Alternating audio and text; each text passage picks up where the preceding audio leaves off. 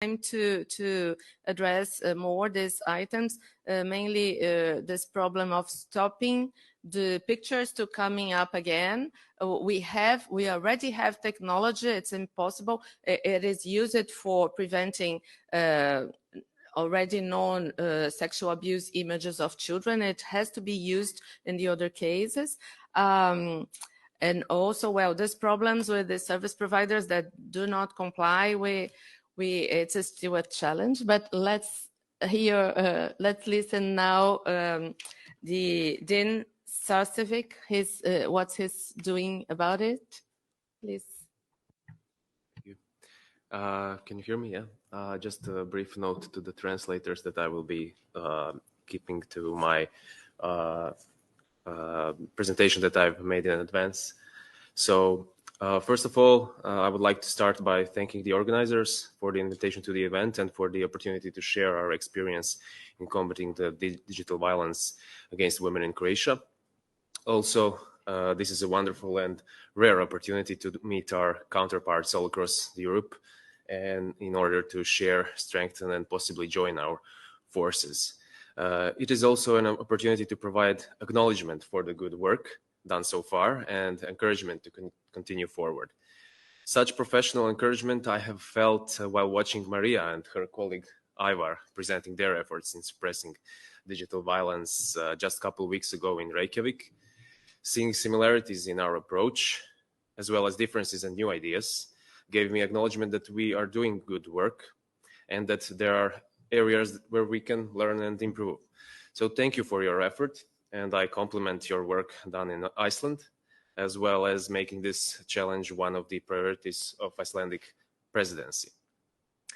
PABE, which stands for Be Active, Be Emancipated, is a non-governmental organization established in 1994 with a long record in fighting against violence against women and for gender equality.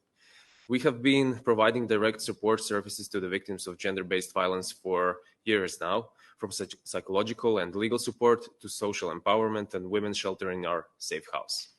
On average, per year, we provide counseling services to 2,000 beneficiaries, which for us, on the other hand, is an opportunity to scan and map different problems and challenges that women face.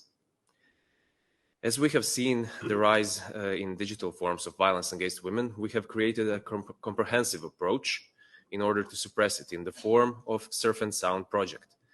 Thanks to the support of the European Union, we have started our work in February 2021, and we will continue at least until February 2025.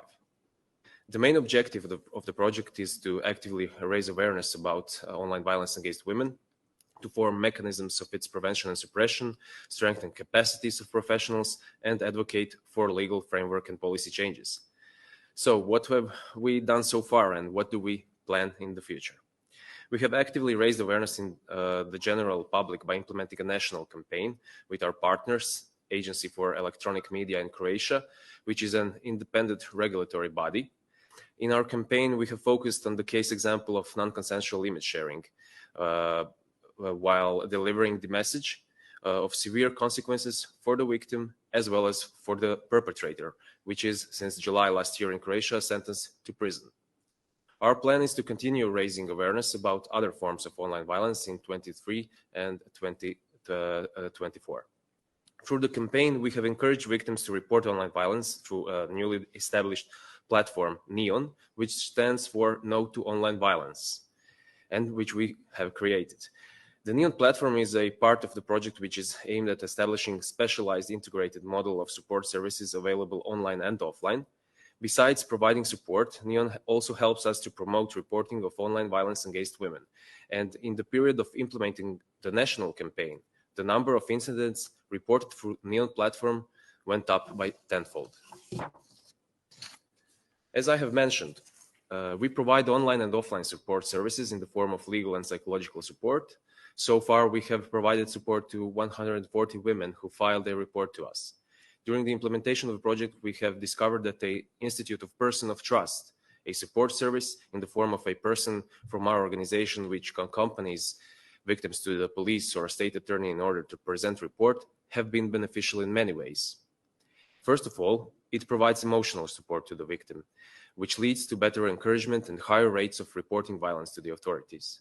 Secondly, it has proven to better communicate the cases to authorities.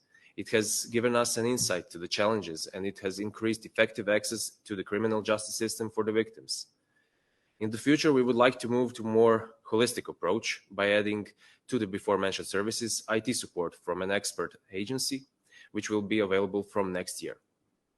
All of the knowledge and experience that we gathered so far, we have transferred into 2 documents, Code of Conduct in the cases of online violence against women and policy recommendations, which we have shared with all stakeholders and made publicly available on the NEON platform.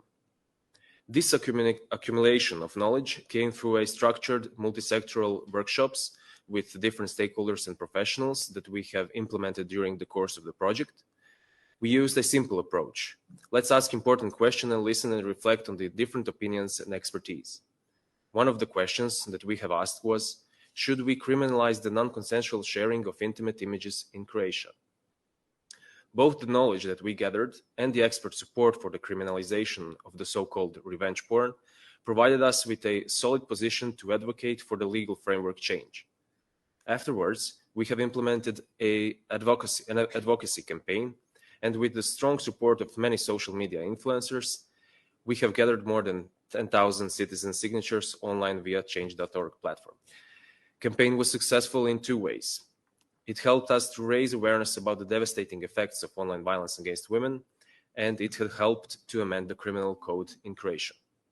Since July 2021, sharing of sexually explicit images constitutes a criminal act according to the Article 144A. Depending if the image was made available to one person or a multitude of users over the internet, the perpetrator can be sentenced for maximum 1 to 3 years in prison.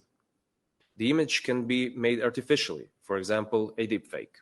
But if it was presented as a real image, the act also constitutes a criminal offense.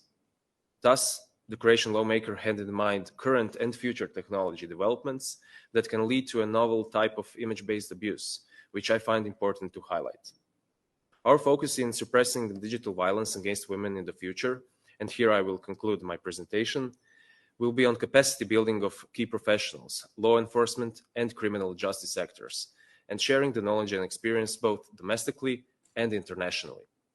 During the course of 20 months now, we have mapped the challenges that we will do